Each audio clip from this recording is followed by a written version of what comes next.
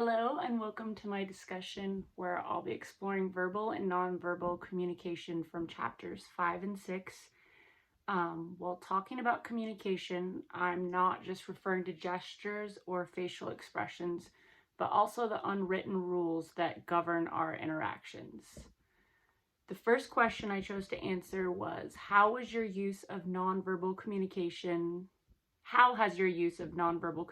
changed as you've grown up? Identify at least 3 different points in your life and discuss how you remember using nonverbal communication and how they were enforced upon you. In what ways have you participated in the enforcement of these rules? So I'll begin with my childhood. While growing up, some nonverbal cues were enforced upon me, I would say somewhat rigidly. My grandparents raised me, and they often conveyed to me the importance in their minds of keeping your family and your personal business to yourself. And any deviation from this expectation would often result in a stern look or a reminder to keep your mouth shut and only say positive things. Overbearing women talk too much, Brandy. And as I became a teenager, nonverbal communication took on a new layer of significance. Body language became a key tool in navigating different social groups and expressing interest or disinterest in others.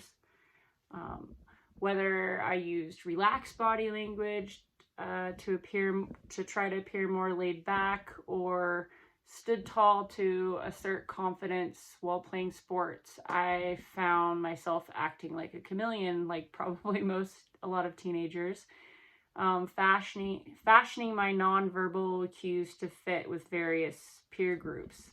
But, at the time it was fun and exciting to try out different social groups. That's what teenagers do. Now, and as an adult, I've come to realize the serious complexity of nonverbal communication in different contexts. For example, in professional settings, gestures and posture can convey authority and competence, while in personal relationships, they might signify intimacy and empathy. But what about the enforcement of these rules? Our book, Gendered Lives, illuminates the societal expectations placed on individuals based on their gender. For example, as women, were often socialized to be more expressive with our facial expressions and gestures, while men are expected to maintain a stoic demeanor. These norms not only shape how we communicate, but also influence how we perceive other people. Which is really starting to make me wonder how much of this is actually genuine and true, or just, they say life imitates art, art imitates life, but maybe we're just people imitating other people in our environment. So in terms of participation, I've definitely played a role in reinforcing these norms, sometimes unknowingly, after taking this class, knowing a lot more. Whether it's through when we mirror the nonverbal cues of other people, or I have mirrored the cues of other people, or inadvertently adhering to gender expectations.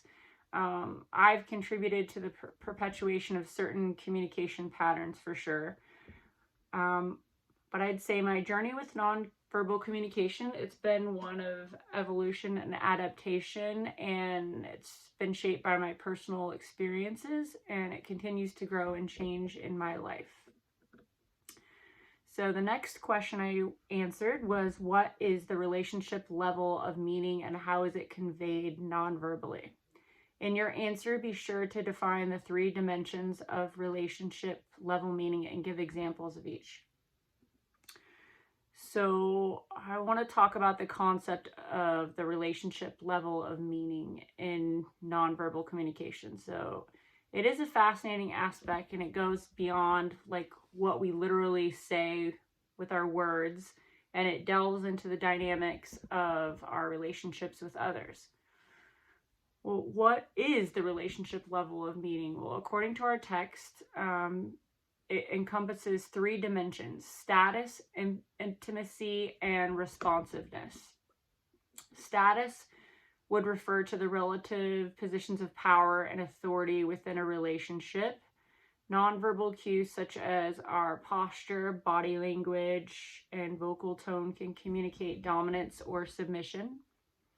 Standing tall, making direct eye contact might signal confidence and assertiveness, conveying a higher status, while slouching and avoiding eye contact could indicate weakness or a lower status.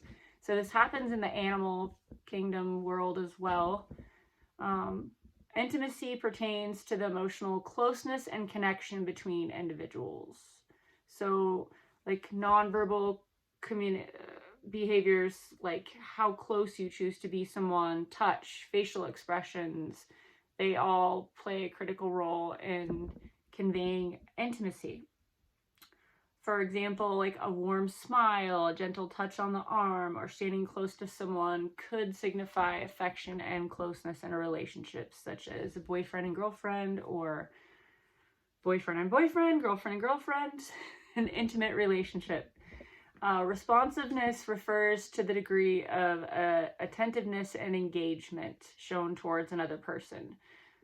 Nonverbal cues such as nodding, maintaining eye contact, and mirroring another person's gestures demonstrate listening and empathy.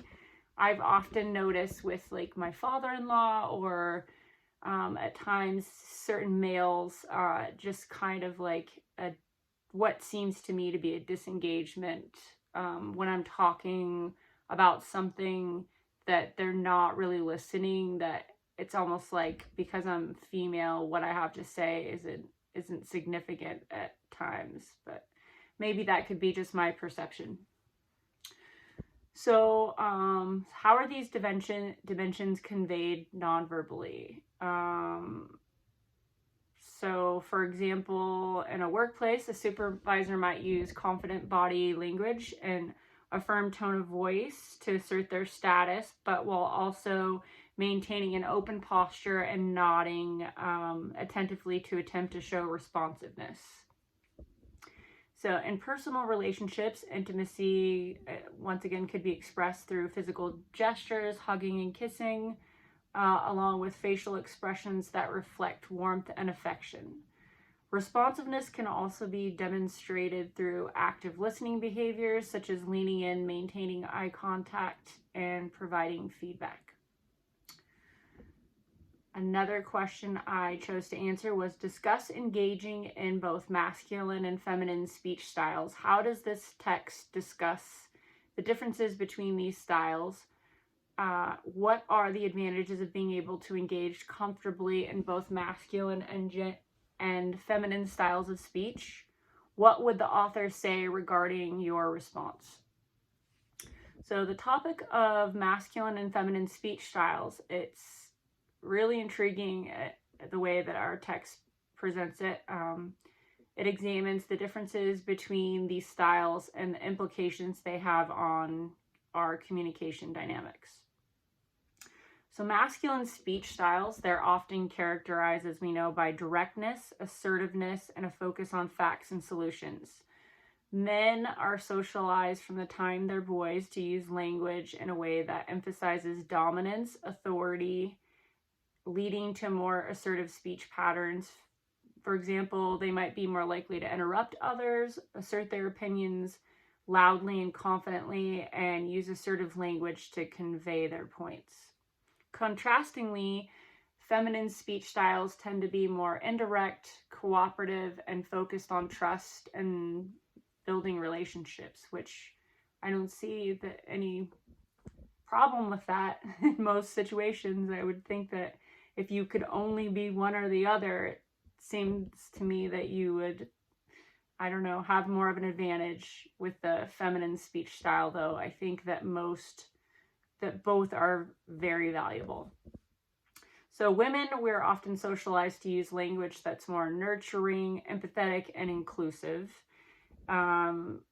We tend to avoid words we tend to often use words actually like, I think, or maybe. I found myself in one of our responses, I unknowingly used the word maybe, and I wish I could take it back, but live and learn. So to soften our statements and avoid appearing too assertive or aggressive, as we've been socially conditioned. What are the advantages of being able to engage comfortably in both masculine and feminine speech styles? So people that can navigate between both of these styles effectively, they have more skills in their communication wheelhouse. They can adapt their communication style based on the context, audience, and their desired outcome. For example, in a professional setting that's dominated by masculine norms, being able to assert yourself confidently and assertively would be advantageous for your career advancement. In situations that require more empathy, collaboration, and relationship building, adopting a more feminine speech style could promote trust and cooperation. So most importantly, using masculine and feminine speech styles can help dismantle gender stereotypes and promote gender equality in communication. What would the authors say regarding my response? Based on the insights provided in our text, I think that they would emphasize the importance of understanding the social and cultural influences that shape masculine and feminine speech styles. They might also emphasize the need for people to critically examine our own communication patterns and challenge gender stereotypes. And finally, I chose to identify at least 2 of your gendered speech communities, discuss the conversational rules of each of these speech communities. What are they and how did you learn them? So what happens when the rules are violated? So first, I'm going to analyze the gendered speech community within my workplace, which is a nonprofit organization led by 2 powerful, independent, mature women. But I would say it's plagued with the added complexity of them being gossipy and unfair bosses. So in my challenging environment, conversational rules are still influenced by feminine principles, but there are a lot of contradictions and tensions that surface daily. Within this nonprofit environment, the conversational rules still, they profess to be the principles of inclusivity, empowerment, and collaboration, but in reality, the communication dynamics are often shaped by gossip, favoritism, and unfair treatment, unfortunately. Despite the absence of male bosses, power dynamics still prevail in my workplace. Conversational rules within the environment, I would say, include selective inclusion, where there may be talk and attention paid to inclusivity and collaboration in practice.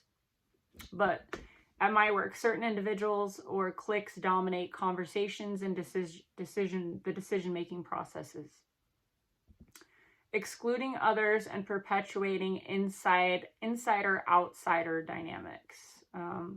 Superficial empowerment. Language and communication may be used to superficially empower certain individuals, particularly those favored by the boss, the executive director, which, while others are marginalized or undermined, there seems to be a disconnect leading to negative feelings amongst a lot of the employees. Manipulative feedback. Feedback and criticism are delivered in a manipulative or passive-aggressive manner generally, which serves people's personal agendas rather than growth and development. Constructive criticism is rare. Instead, feedback might be used as a tool for control or manipulation. Learning these conversational rules within such a toxic work environment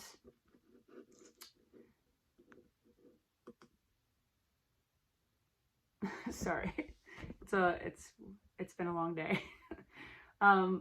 Learning the conversational rules within such a toxic workplace environment, it can be demoralizing. I bet you all are wondering, why is she still working for this organization? Well, it is complicated. I do absolutely need a paycheck for various reasons, and I'm making plans to get out though. And I value integrity and fairness, so navigating this, it requires a lot of skills of self-preservation. So I would say when these rules are violated within the speech community of my workplace, the consequences can be damaging to morale, productivity, and overall the organizational culture. In conclusion, the gendered speech community with my workplace, while led by women, is characterized by conversational rules shaped by power, lies, and territoriality. And finally, lastly, I was going to speak about the the speech community of my friends, my social environment. Sorry, I'm looking through my notes here.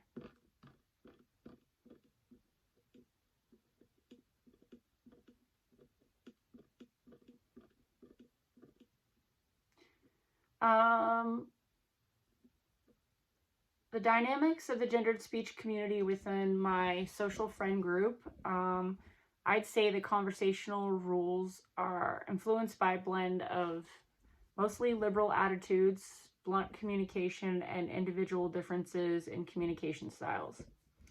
In my friend group, which is predominantly, I would say, liberal and characterized by a tendency towards blunt communication, conversational rules revolve generally around openness, honesty, and directness. It's common for our discussions to touch upon sensitive subjects, and there's an expectation of candid expression and opinion of viewpoints. However, I'd say within the broader framework, individual differences in communication styles can also shape the conversational dynamics. While the predominant style may lean towards bluntness, there may be variations among group members in terms of assertiveness, empathy, and reservedness. For example, some of the members of the group may feel comfortable expressing their opinions assertively and directly. Others, like myself, may adopt a more reserved approach, preferring to listen and reflect before speaking. Additionally, I would say my inclination towards empathy can manifest in my communication style through active listening, providing emotional support, and considering the feelings of others in my conversations. These conversational rules and dynamics are often shaped by collective experiences, values, and the individual personalities of the group members. There might be an overarching culture of liberal and blunt communication. I would still say the individual differences add richness and complexity to the group interactions.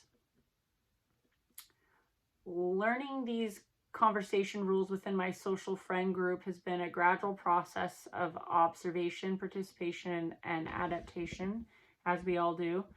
Over time, I've learned to navigate the dynamics of blunt communication while staying true to my own communication style, which may be more reserved and empathetic compared to many of my friends. When these rules are violated within the social friend group, the consequences can vary depending on the context and severity of the deviation. In some cases, I would say violating the norm of blunt communication may lead to misunderstandings or tensions within our group, or disregarding the importance of empathy and emotional sensitivity can put a strain on individual relationships. I would say, in conclusion, the gendered speech community within my social friend group is characterized by a blend of liberal attitudes, blunt communication, and individual differences in communication styles. Navigating these conversational dynamics involves balancing the expectations of openness and honesty while still being true to yourself and myself. Thank you.